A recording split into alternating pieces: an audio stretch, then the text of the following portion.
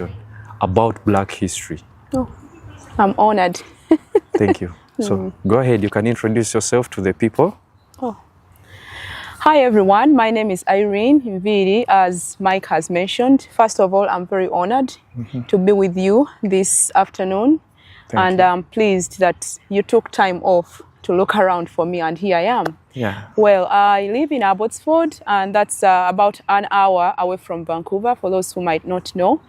And that's where I live, and that's where I work most of the time. And I do, of course, life coaching and speaking engagements. It's broad anyway, but for now, I think I'll end it at that. Okay. Yes. Thank you so much. Well, you say you talked about life coaching. Yes.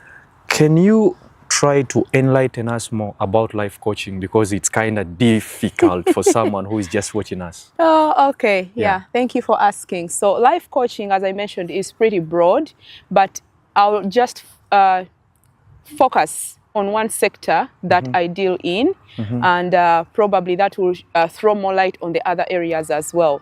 So the life coaching I do is I focus on immigrants most especially, and I work on mindset change. I also work on self-discovery and many other things. But like I said, my role in life coaching is transformation. That is the overall objective.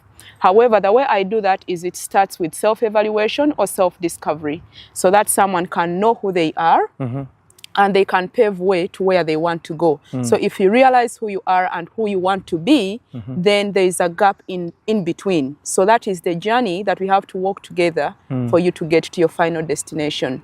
So overall, my focus is making sure that people are living a life they desire, and they are living with joy, and they are living comfortably, because everyone has a dream.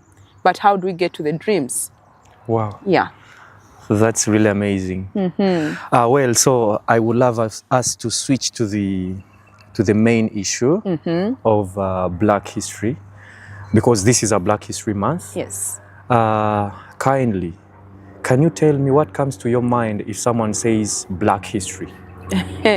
Yeah, Black history to me means three things. Yeah. It means the experiences that people of African descent encountered when they came to a new land, which is Canada or whatever place they went to. And then number two, we talk about the stories that they have to tell, what they went through and what is behind their living, or what is behind their experiences. Yeah. We also want to look at their achievements. Yeah. What did they achieve? So when we talk about Black history in Canada, for example, that to me rings the bells of the experiences or the challenges they faced, the achievements they got, and the stories that they have to tell. Yeah. Yes. Okay, so within that context, can you tell us about the challenges do you think Black people face within Canada? Like currently? Yeah, like currently. Oh, okay. Yeah, so Black people or people of African descent, because not every person from Africa is Black anyway. Yeah. So the word Black sometimes is misleading in a way.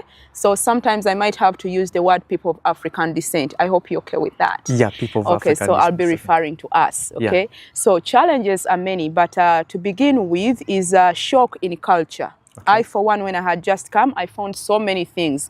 Let it be food, language even, much as I came to Canada when I was eloquent in English, but my accent is different. Yeah. Because you realize that I have my mother tongue, but I also learned British English when I was in school. So I have mixed accent there, and then when I come, it is a different accent. So language was also one thing. Like I said, the food, and what should I say, like the day-to-day living, people have different lifestyles, which might be a little different from ours. So we do things differently, and some words mean different things to some people, or some actions or gestures mean different things to other people. So the culture shock alone was one thing. And the other challenge I faced was searching for jobs, because I did not have Canadian experience, and everywhere you go, they're asking for experience. I had experience back home, lots of experience actually, and I had so many transferable skills that I could use here.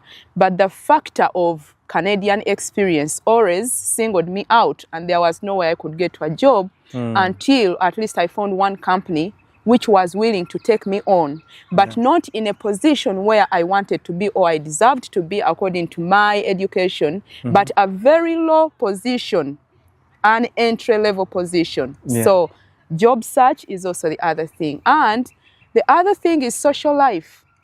Because when we come here, we are focused on how do I get money to take care of myself and take care of my family back home. Because when we leave the country, we have family back there and we still have responsibilities there. So when you're here, you want to make sure that you're earning something, you're bringing food on the table. But then you cut yourself short in a sense that you do not have social life because your focus is on work. Okay, so social life is kind of